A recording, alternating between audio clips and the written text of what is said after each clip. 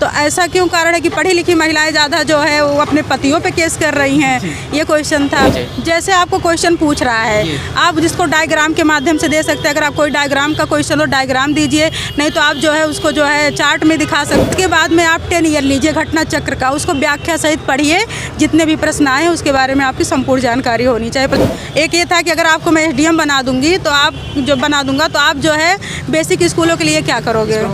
जैसे आपको क्वेश्चन पूछ रहा है, आप जिसको डायग्राम के माध्यम से दे सकते हैं। अगर आप कोई डायग्राम का क्वेश्चन हो डायग्राम दीजिए, नहीं तो आप जो है उसको जो है चार्ट में दिखा सकते हैं। हेलो दोस्तों, नमस्कार। मेरा नाम है मंजीत। जैसा कि आप लोग जानते हैं कि इस समय UP PCS का इंटरव्यू चल रहा है, तो मैम अभी आए इंटरव्यू देकर। चलिए जानते हैं मैम से क्या क्या प्रश्न पूछे जाएँ, और साथ साथ जानेंगे कि प्रीलिम्स का एग्जाम होने वाला और आंसर राइटिंग मेंस एक एक करके सब कवर करेंगे। तो सबसे पहले हमारी तरफ से, हमारे व्यूअर्स की तरफ से आपको ढेर सारी शुभकामनाएं। Thank you. पहला क्वेश्चन आपसे ये रहेगा कि आपका नाम क्या है और आपका होम डिस्ट्रिक्ट क्या है। मेरा नाम सुमन यादव, मेरा होम डिस्ट्रिक्ट बस्ती है।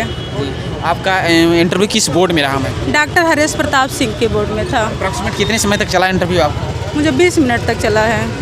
थोड़ा सा जानेंगे आपका एजुकेशन बैकग्राउंड क्या है और ऑप्शनल क्या रहा। मेरा मतलब बैकग्राउंड जो मैंने जो है MA किया है, MA के साथ साथ BEd भी किया है। करंट में कोई पोस्टेड है मैम। जी, मैं शिक्षक हूँ करंट में। और मीडियम और ऑप्शनल क्या रहा। मीडियम मेरा हिंदी है, ऑप्शनल समाजशास्त्र है। तो जिससे आपसे इंटरव्यू में प्रेस करने के बाद पहला क्वेश्चन क्या रहा, किस सेगमेंट से।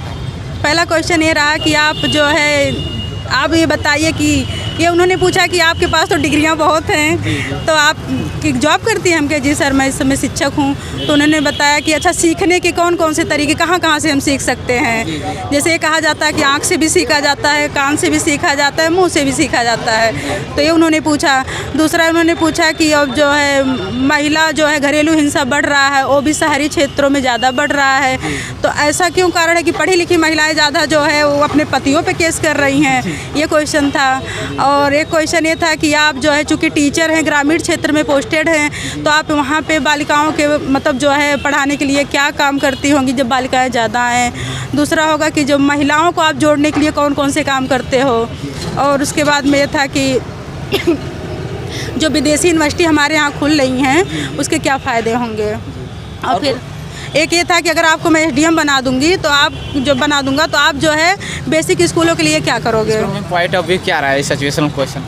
मैंने ये कहा सर कि जैसे कि सबसे पहले तो मैं जो है उसकी आधारभूत संरचना के लिए मैं विकास विभाग से बात करके वहाँ आधारभूत संरचना का जो है निर्माण करवाऊंगी। दूसरा सर डिजिटल का ज़माना है, तो मैं विद्यालयों में अधिक से अधिक डिजिटल व्यवस्था का जो है काम करूंगी।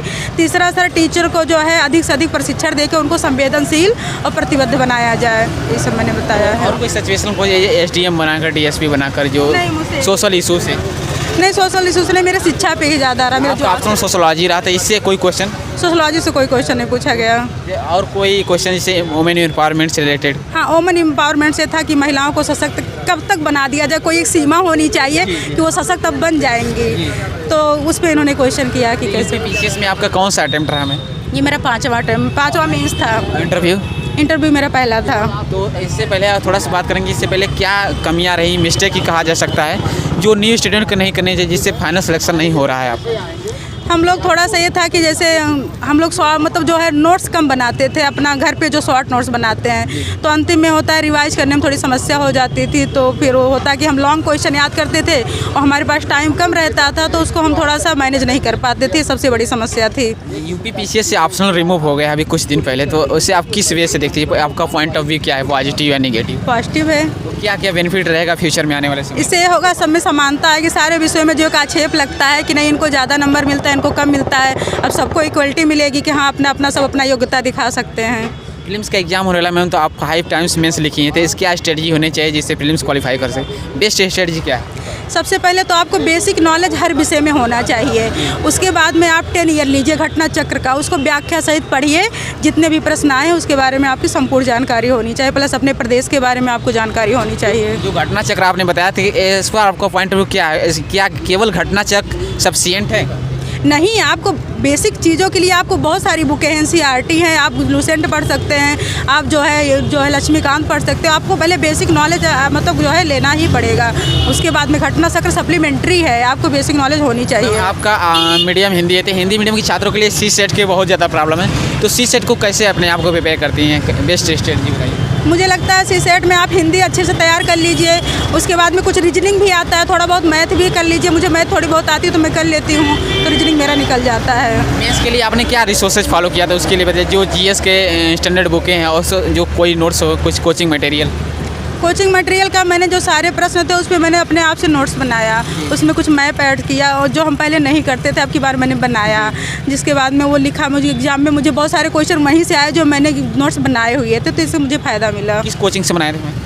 मैंने कोचिंग नहीं किया, मैं सेल्फ स्टडी करके अपने, मेरे पास जो बुक थी उसके बाद में इंटरनेट के माध्यम से मैं ढूंढ के अपने आप बनाई थी। यूट्यूब चैनल या साइट जिसे आप प्रेफर करते हैं, ज़्यादा हेल्प मिली, बता सकते हैं? हाँ, एक स्टडी फॉर सिविल सर्विसेज है कि यूपीएससी हिंदी करके है, मैं उसको फॉलो करती हूँ। और मैम जैसे कि थोड़ा सा बात करें कि आपका मीडियम हिंदी रहता है, हिंदी मीडियम में एक बेस्ट आंसर लिखने की क्या स्ट्रेटजी होनी चाहिए, कैसे मतलब कोई कोडिंग हो, मैपिंग हो, क्या क्या इसकी क्वालिटी क्या क्या होनी चाहिए? जैसे आपको क्वेश्चन पूछ रहा है, आप जिसको डायग्राम के माध्यम से दे सकते हैं। अगर आप कोई डायग्राम का क्वेश्चन हो, डायग्राम दीजिए, नहीं तो आप जो है उसको जो है चार्ट में दिखा सकते हैं। आप उसको एक गोला बना के उसमें पॉइंटों को लिख सकते हैं, जिससे मतलब एग्जामिनर आपके पॉइंट को देख के आपके उत्तर को समझ जाए, कम शब्दों में आपके उत्तर को समझ जाए। ये ऐसे राइटिंग के लिए कंटेंट कहाँ से कलेक्ट करें और बेस्ट आंसर ऐसे राइटिंग लिखने के लिए कैसे अपने आप? ऐसे राइटिंग के लिए हमको बहुत मतलब कुछ किताबें तो पढ़नी पड़ेंगी हिंदी की, प्लस जो हम चूँकि हम लोग समाजशास्त्र हिंदी मीडियम है तो ऐसे तो हम लोग कवर कर लेते हैं उसमें पढ़ के। समाजशास्त्र एक है जिसमें बहुत सारे ऐसे में रिलेटेड होते हैं, सामाजिक मुद्दे जो होते हैं, तो उससे तैयार हो जाता है। तो मैम थोड़ा सा बात करेंगे कि ऐसे राइटिंग के लिए कोई बुक हो या रिसोर्सेज हो तो बता सकते हैं ये एनवायरनमेंट के लिए? अब मतलब बाज़ार में तो बहुत सारी किताबें ऐसे, एक दृष्टि भी निकालता है, घटना चक्र भी निकालता है, लेकिन हमने तो सेल्फ ही किया है, हमने किसी किताब से नहीं पढ़ा है इससे के लिए। एक लास्ट क्वेश्चन है कि जो आप गर्ल्स वुमेन कैंडिडेट हैं, तो उन्हें क्या सजेशन देना चाहती हैं अपनी तरफ से? गर्ल्स को हिम्मत रखना चाहिए और कभी ये माने ना कि मैं किसी से कम हूँ। मैं भी तो एक गर्ल्स हूँ, आज मैं यहाँ खड़ी हूँ, तो अपने आप में एक हिम्मत रखें, उनमें भी कुछ करने की क्षमता है, वो अपने आप को हमेशा मोटिवेट किए रहें। कोई भी मोटिवेशन लाइनें, इंस्पिरेशन लाइनें शेयर करना चाहती हैं? याद नहीं आ रही मुझे। Thank you ma'am, all the best कि इस बार एसडीएम बने आप। Thank you. Thank you sir.